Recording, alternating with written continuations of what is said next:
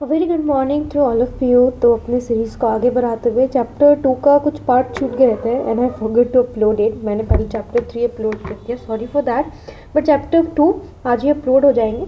Now let's get started and please like and subscribe my channel. Importance of pH in everyday life.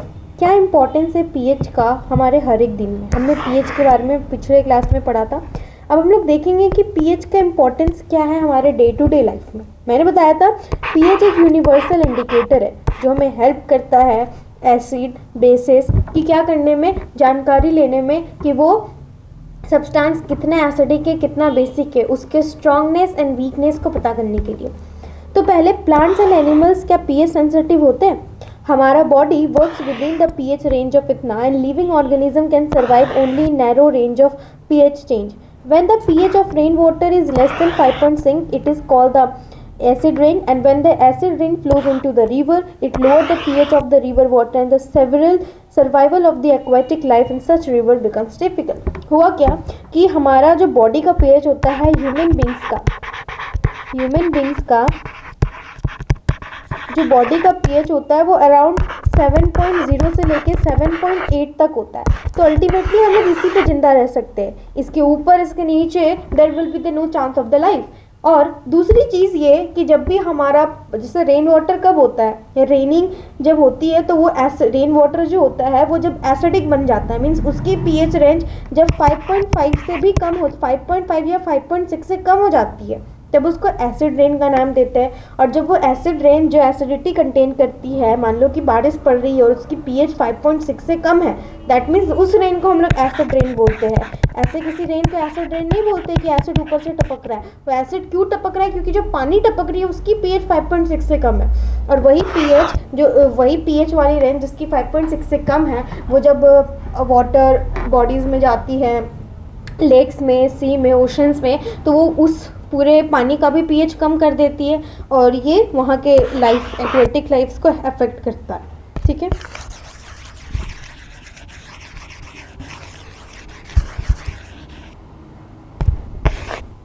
Then acids in other plants. Acids दूसरे plants में। The atmosphere of Venus is made up of thick white and yellowish cloud sulphuric acid. Do you think life can exist on the planet? Venus जानते ही हो second planet है mercury के बाद, और इस प्लैनेट की जो लेयरिंग है, इसकी जो थिकनेस है वो वाइट और येलोविश क्लाउड से बनी हुई है। और वो क्या है? That was the sulphuric acid. और सल्फ्यूरिक एसिड है मतलब एसिडिक है, और एसिडिक नेचर पे तो कोई ह्यूमन बीइंग तो छोड़ो, प्लांट्स एंड एनिमल्स तक एग्जिस्ट नहीं कर सकते। तो ह्यूमन बीइंग की तो पीएच रेंज 7.0 से 7.8 होता है जो न्यूट्रल फॉर्म होता है, while sulphuric acid most acidic होता है, मतलब ये 0, 1, 2 के रेंज में आता है। तो यहाँ पे तो लाइफ एग्जिस्ट नहीं कर सकती। ठीक है, देखो what is the pH of soil in your backward. अगर तुम अपने गांव देहात के घर के पीछे देखोगे जहाँ पे खेती होती है, वहाँ पे सॉइल की पीएच क्या है? देखो प्लांट्स जो है require a specific pH range for their healthy growth. अगर प्लांट्स का अच्छा ग्रोथ कराना है तो उनको एक पर्टिकुलर लिमिट में पीएच चाहिए। ठीक है, to find out the pH required for the healthy growth of a plant you can collect the soil from various places and check the pH in the manner describe below. Activity 2.12 also you can note down which plants are growing in the region from which you have collected the soil. अब कौन सा plants का actually pH क्या होता है healthy reason पे, जहाँ पे मतलब प्लांट्स जहाँ पे हेल्दी ग्रो कर रहे हैं वहाँ का प्लांट्स के आसपास का सॉइल लो और फिर सॉइल के पीएच को चेक करो, फिर हमें पता चल जाएगा कि हेल्दी जो ग्रोथिंग होती है प्लांट्स के उस तरीके का वहाँ पे सॉइल का पीएच होता क्या। ये एक्टिविटी है जिसमें बोल रहा है 2 ग्राम सॉइल लो in a test tube and 5 ml water लो। सेक करो content of the test tube को, फिल्टर करो कंटेंट को and collect the filter in a test tube. फिर उसको सेक करो और फिल्टर पेपर से फिल्टर करो। फिर तुम्हारे पास जो चीज़ बचा, check the pH of filter with the help of universal indicator paper. तब तुम क्या ऑब्जर्व करते हो उसको ऑब्जर्व करो और देखो।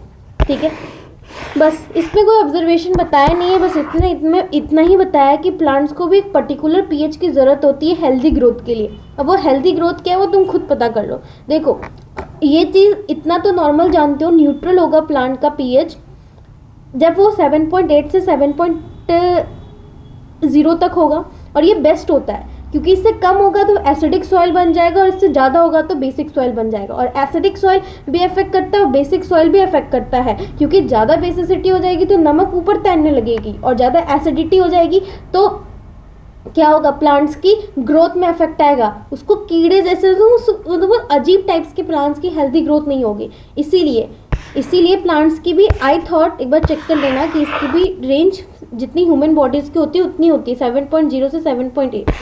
अब देखो, हम तो बोलते हैं हमारे पेट में HCl है, एसिड है, तो it is very interesting to note that our stomach produce the hydrochloric acid. It help in the digestion of food without harming the stomach, and during indigestion the stomach produce too much acid and this causes the pain and irritation. To get rid of this pain, people use the bases called the antacid. One such remedy must have been suggested by you at the beginning of the chapter, and this antacid neutralizes the excess acid and magnesium hydroxide, that is called milk of magnesia. A mild base is often used for this purpose. होता क्या है, हमारा जो पेट है, ठीक है, उसमें क्या होता है, उसमें HCl होता है, उसमें क्या होता है, उसमें HCl होता है, इतना तो तुम लोग जानते हो। अब HCl होता है तो क्या हमारे पेट को जला नहीं देता?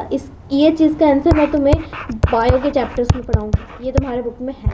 लेकिन अभी इतना समझो कि अगर हमारे पेट में एसिड होता है तो वो ख़राब चीज़ नहीं होता, वो हमारे लिए ही अच्छा के लिए होता है एसिड, क्योंकि एसिड डाइजेशन में हेल्प करता है, क्योंकि एसिड नहीं होगा तो एक एंजाइम नहीं रिलीज़ करेगा stomach, that is called pepsin, और ये हम लोग पढ़ेंगे नेक्स्ट चैप्टर में, यानी कि बायो के चैप्टर्स में। पेप्सिन नहीं रिलीज़ करेगा और पेप्सिन नहीं रिलीज़ होगा तो प्रोटीन का डाइजेशन नहीं होगा, इसलिए प्रोटीन का डाइजेशन के लिए HCl की प्रेजेंस ज़रूरी होती है, और HCl भी फूड को ब्रेक डाउन करने में हेल्प करता है।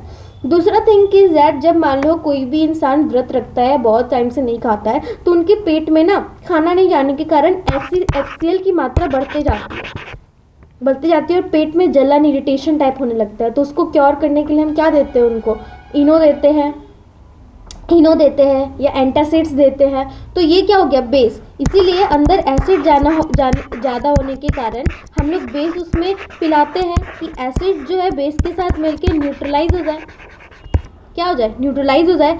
तो यही रेमेडी का इस्तेमाल करते हैं बेस, जिसका नाम क्या है, एंटासिड। एक और चीज़ जो इस पर्पज़ के लिए इस्तेमाल किया जा सकता है, that was magnesium hydroxide, that is called milk of magnesia, जो कि एक माइल्ड बेस होता है, ज़्यादा हार्ड बेस नहीं होता, माइल्ड बेस होता है, ठीक है। अब देखो, that was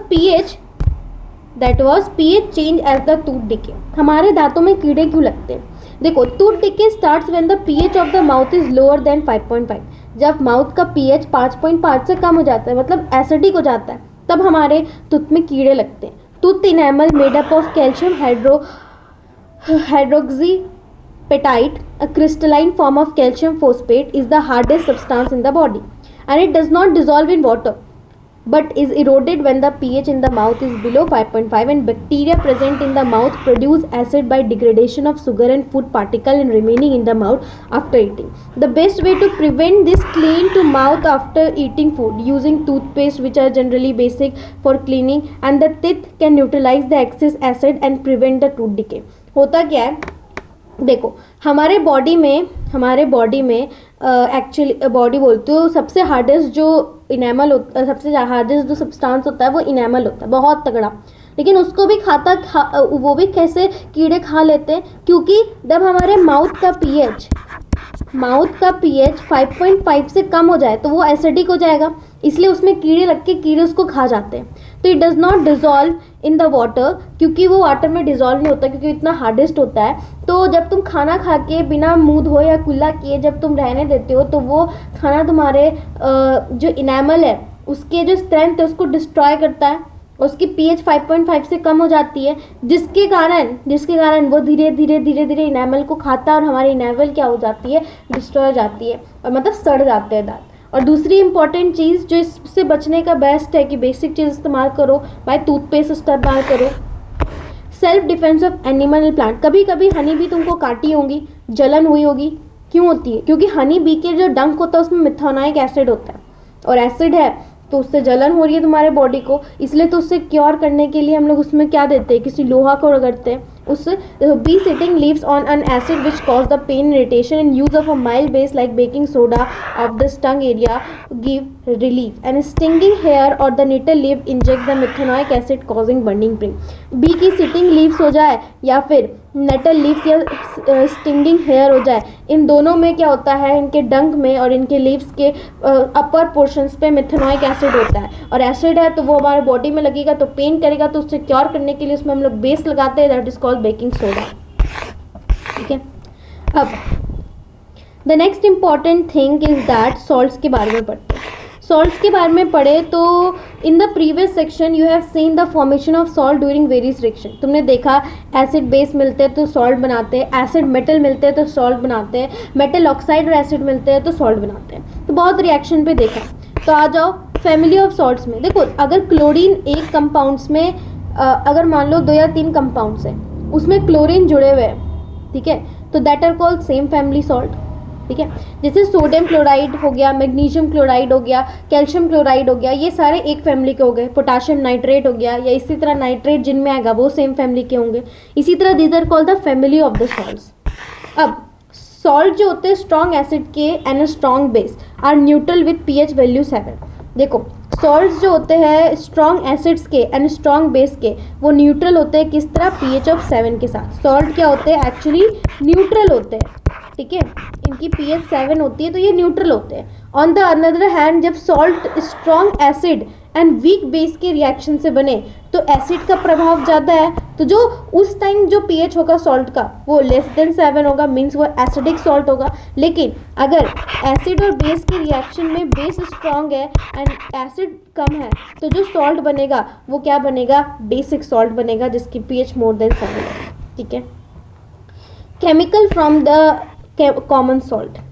By now you have learned the salt formed by the combination of hydrochloric acid and sodium hydroxide. जो तुम नॉर्मल सॉल्ट का इस्तेमाल करते हो घर में वो क्या होता है, वो कैसे बनता है, हाइड्रोक्लोरिक एसिड और सोडियम हाइड्रोक्साइड के रिएक्शन से क्या बनता है, सोडियम क्लोराइड बनता है जो नॉर्मल तुम इस्तेमाल करते हो। तो it is the salt that you use in the food and you must have observe in the above activity, it is the neutral salt. NaCl क्या होता है, एक न्यूट्रल सॉल्ट होता है क्योंकि HCl और NaOH दोनों ही स्ट्रॉन्ग होता है, दोनों स्ट्रॉन्ग होता है, तो जो सॉल्ट बना उनमें ना ही ज़्यादा एसिड का प्रभाव पड़ा ना ही ज़्यादा बेस का। तो सी वाटर बहुत सारे सॉल्ट्स कंटेन करते हैं, जरूरी नहीं सिर्फ NaCl, मैंने बताया था in it. And sodium chloride is separated from this salts deposit of solid salt and are also found in the several part of the world. और इन सब जो सॉल्ट हमें चाहिए उन सॉल्टों को समुद्र से, जो सॉल्ट हमें चाहिए उसको समुद्र से निकालने के लिए बहुत परेशानी होती है, क्योंकि उस समुद्र में सिर्फ NaCl थोड़ी ना, डिफरेंट टाइप्स के सॉल्ट पाए जाते हैं, तो NaCl को उन सबसे सेपरेट करना पड़ता है। ये जो लार्ज क्रिस्टल्स होते हैं are often brown due to the impurities. Salts के जो बड़े बड़े गुट्ठे होते हैं वो ब्राउन क्यों होते हैं, इम्प्योरिटीज़ के कारण। This is called the rock salt. Bed of rock salt were form when the seas of bygone ages dried up. मतलब कि मान लो कहीं पे तालाब में पानी था और वो जब सूख जाता है तो उसके नमक बच जाते हैं और वो नमक में बड़े बड़े क्रिस्टल्स होते हैं और वो ब्राउन हो जाते हैं क्योंकि उसमें इम्प्योरिटीज़ होता है। तो rock salt is mine like a coal, और रॉक सॉल्ट को निकालने के लिए कोल जैसा माइनिंग करना पड़ता है। You must have heard about the Mahatma Gandhi Dandi March. Did you know that sodium chloride was such an important symbol in our struggle for freedom? ये बता रहा है कि सॉल्ट कितना इंपॉर्टेंट है हमारी लाइफ में। ये उस स्ट्रगल के टाइम पे बहुत इंपॉर्टेंट था क्योंकि दांडी मार्च करके गांधी जी ने ब्रिटिशर्स के अगेंस्ट पहला कदम उठाया था। This was not the first, but ये था जो उनको बॉयकॉट कर रहा था। कॉमन सॉल्ट्स की बात किया जाए तो raw material for chemicals. The common salt thus obtained is an important raw material for various material of daily use such as sodium hydroxide, baking soda, washing soda, bleaching powder and many more. ये कुछ ऐसे salts है जो तुम day to day life में इस्तेमाल तो करते हो, तुम्हें इनके इस्तेमाल तो पता है बट कैसे बनते ही नहीं पता। सोडियम हाइड्रोक्साइड कैसे बनता है? When electricity is passed through an aqueous solution of sodium chloride that is called brine, it decomposes to form sodium hydroxide. The process is called the chlor-alkyl process because of the product form the chlor for chlorine and alkyl for sodium hydroxide. होता क्या है, जब NaCl का solution लेते हैं, NaCl को पानी में डालते हैं तो उसको ब्राइन सॉल्यूशन बोलते हैं, पानी में डालते हैं तो इसका जो Na है, देखो Na प्लस है Cl Cl नेगेटिव है और H2O में H और OH ये नेगेटिव है प्लस है। NaOH के साथ चला जाता है क्योंकि ये प्लस और नेगेटिव है। बाकी ClH के साथ ना जाके दोनों अलग अलग निकल जाते हैं। दैट मीन्स NaOH मिल गया एक कंपाउंड जो कि हमें चाहिए था और H2O गैस बन के निकल जाता है और Cl2 गैस बन के निकल जाता है। यही पूरी रिएक्शन है कि जब सोडियम क्लोराइड को पानी में डालते हैं तो वो रिएक्ट करता है उसके साथ और सोडियम हाइड्रोक्साइड बनाता है और क्लोरीन और हाइड्रोजन को निकालता है। इस प्रोसेस को क्लोरो एल्कलाई प्रोसेस बोलते हैं क्योंकि क्लोरो इस्तेमाल करता है क्लोरीन को क्योंकि क्लोरीन इससे निकल रहा है एंड एल्काइल इस्तेमाल करता है NOH के साथ। Chlorine gas is given of the anode and hydrogen gas at the cathode. Chlorine gas जो होता है वो एनोड से निकल जाएगा, हाइड्रोजन गैस जो है वो कैथोड से निकल जाएगा।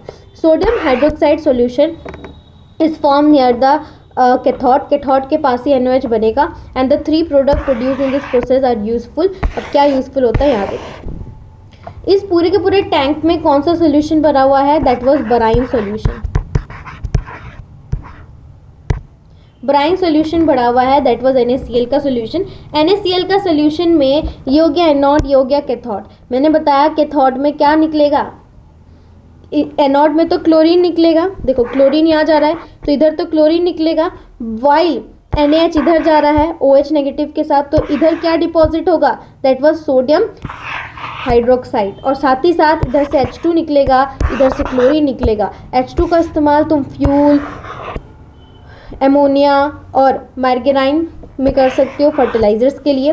क्लोरीन का इस्तेमाल वाटर ट्रीटमेंट में, PVC में, डिसइंफेक्टेंट्स में, CFCs में और पेस्टिसाइड्स में कर सकते हो। और ब्राइन का तुम यूज़ डिग्रीजिंग मेटल्स में, सोप्स में एंड डिटर्जेंट्स, पेपर मेकिंग और आर्टिफिशियल फाइबर्स में। यहाँ से तीनों के यूजेस पूछ लिए जाते हैं, यू शुड बी रिमेंबर्ड। और कैसे बना ये भी याद रखना कि जब NaCl H2O के साथ रिएक्ट किया तो एज अ रिएक्शन NaOH बना और Cl2 और H2 बना। इसमें कोई भी चीज़ छोड़ने वाली नहीं है, सारे रिएक्टेंट को याद रखना और उनके यूज़ जो इस रिएक्शंस में दिए हैं उसको भी। अब बात करते हैं, यहाँ से जो क्लोरीन निकला उसका इस्तेमाल करेंगे हम लोग ब्लीचिंग पाउडर को बनाने में। स्लैग लाइम जानते हो सब, दैट वाज कैल्शियम हाइड्रोक्साइड। तो you have already come to know that chlorine is produced during the electrolysis of the aqua solution. जो तुम NaCl को रिएक्ट करके H2O के साथ जो क्लोरीन की उत्पत्ति कराए थे ना, वही क्लोरीन यहाँ इस्तेमाल हो रहा है। इसी बोलते हैं electrolysis of aqua solution Bryan.